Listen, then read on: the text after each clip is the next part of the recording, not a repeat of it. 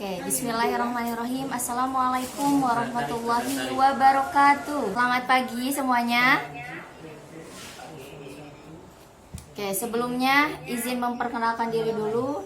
Nama Ibu Rima Rifatul Mahmudah. Di sini Ibu akan memberikan materi tentang materi kepramukaan ya.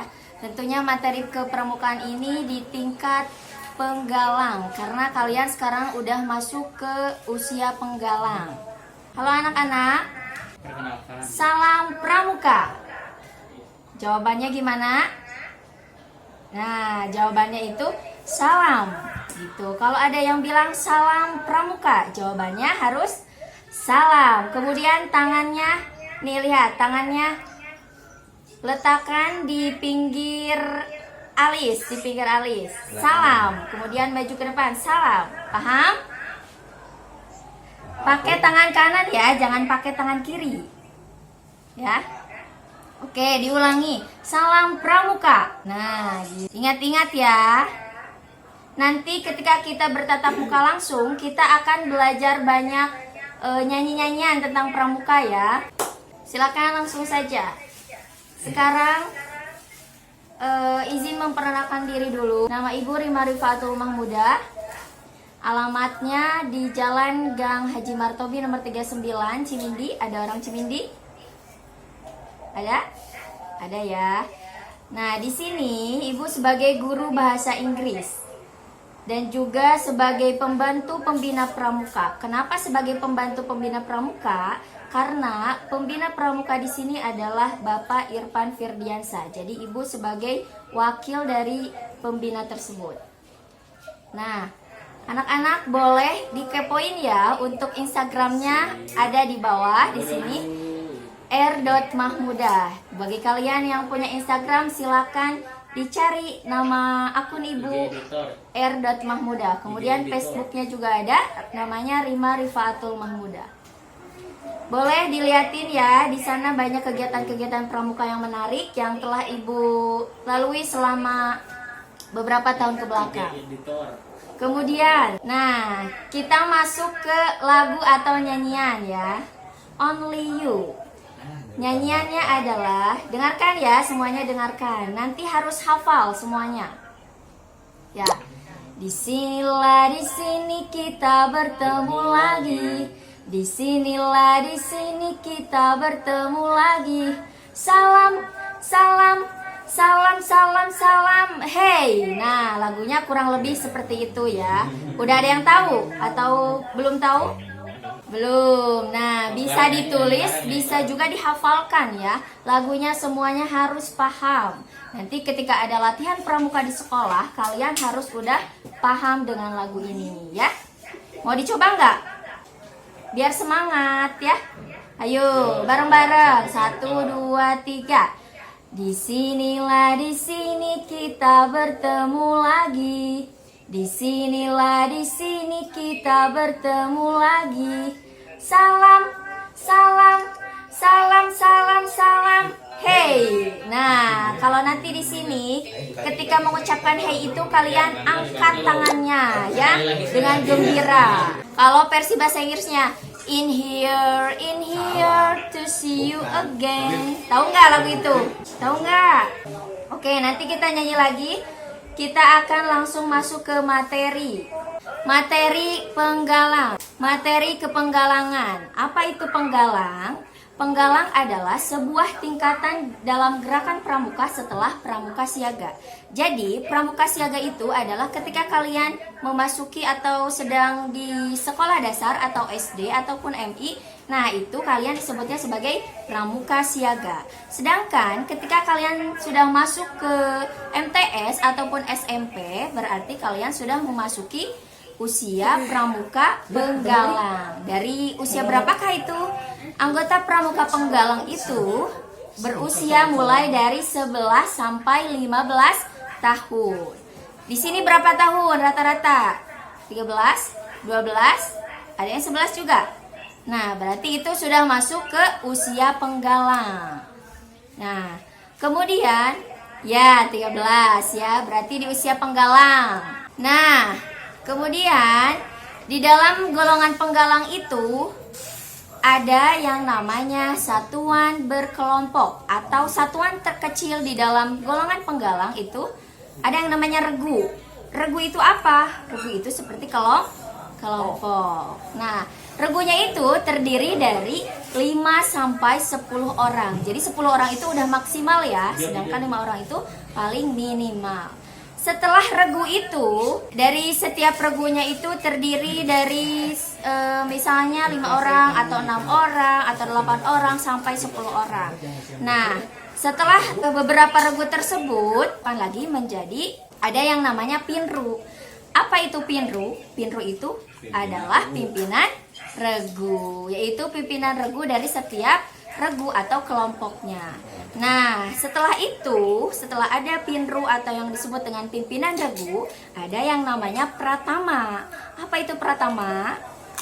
Pratama itu adalah pemimpin atau ketua dari suatu golongan, yaitu di golongan penggalang. Itu namanya pratama, yang memimpin beberapa regu tersebut. Nah, kalau untuk regu putra nih, regu putra dan regu putri ini satuannya terpisah ya, jadi tidak ada yang disatukan.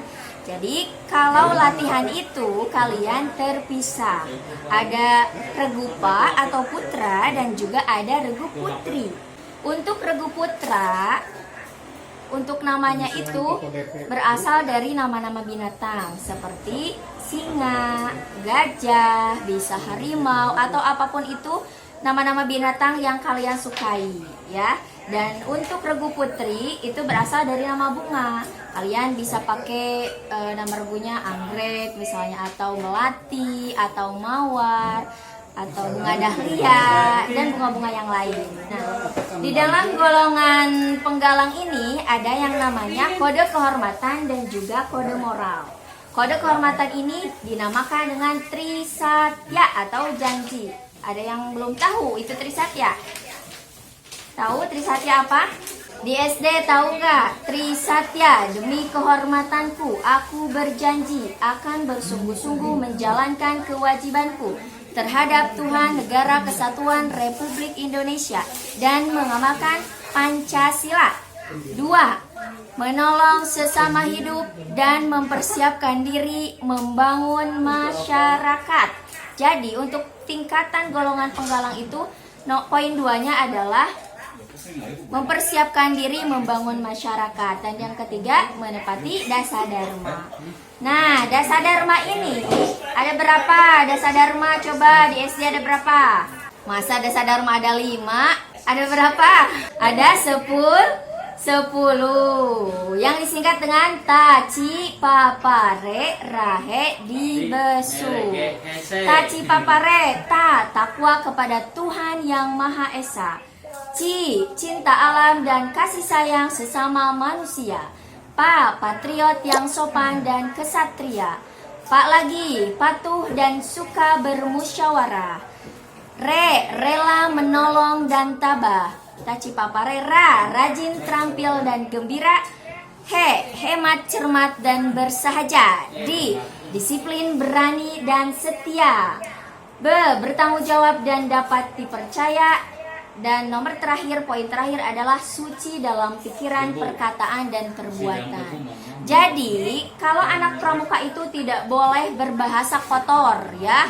Harus mempunyai jiwa yang disiplin, jiwa yang yang mempunyai sopan santun ya. Nah, di dalam tingkatan penggalang ada 3 tingkatan. Yang pertama ada penggalang ramu. Nah, penggalang ramu ini nih berbentuk V ya, V1 itu namanya ramu. Kemudian ada yang namanya penggalang rakit. Nah, ini bentuk V-nya ada 2, sedangkan yang ketiga ada penggalang terap, bentuk V-nya ada 3. Jadi kalau misalkan masih 1 strip berarti itu masih penggalang ramu. Kemudian kalau udah kedua berarti penggalang rakit, dan yang ketiga adalah penggalang terap. Nah, biasanya kalian suka lihat gak kalau anak-anak SMP ya, kalau anak-anak SMP, anak pramuka, nih disimpannya di sebelah kiri, di lengan sebelah kiri ada yang berbentuk V1 berarti ramu, V2 berarti rakit, Pi 3 berarti terap. Nah, setelah kalian semua sudah menempuh semua tingkatan dalam penggalang, ramu, rakit, dan juga terap, kalian boleh mengajukan penggalang Garuda. Apa itu penggalang Garuda? Garuda itu untuk anak-anak yang mempunyai komitmen, yang mempunyai niat, yang mempunyai prestasi, yang mempunyai nilai lebih gitu. Nah, itu bisa diajukan sebagai penggalang Garuda, ya. Nah, selanjutnya, kemudian kita lanjut ke materi selanjutnya, yaitu syarat kecakapan umum. Apa itu syarat kecakapan umum? Atau yang disingkat dengan SKU, ya. Syarat kecakapan umum itu adalah syarat kecakapan minimal yang wajib dimiliki oleh peserta didik untuk mendapatkan tanda kecakapan umum atau TKU. Jadi, ketika kalian mau mendapatkan yang tadi disebutkan oleh Ibu, ramu, rakit, dan juga terap, kalian harus menempuh dulu yang namanya SKU. SKU itu ada 23 poin. Jadi kalian harus menempuh semua poin-poin yang ada di dalam SKU. Baru nanti kalian bisa mendapatkan ramu, bisa mendapatkan rakit atau terap, ya. Setelah itu ada yang namanya SKK, yaitu syarat kecakapan khusus. SKK itu adalah syarat kecakapan pada bidang teknologi yang dimiliki oleh peserta didik yang berminat dan ingin mengembangkan bakatnya.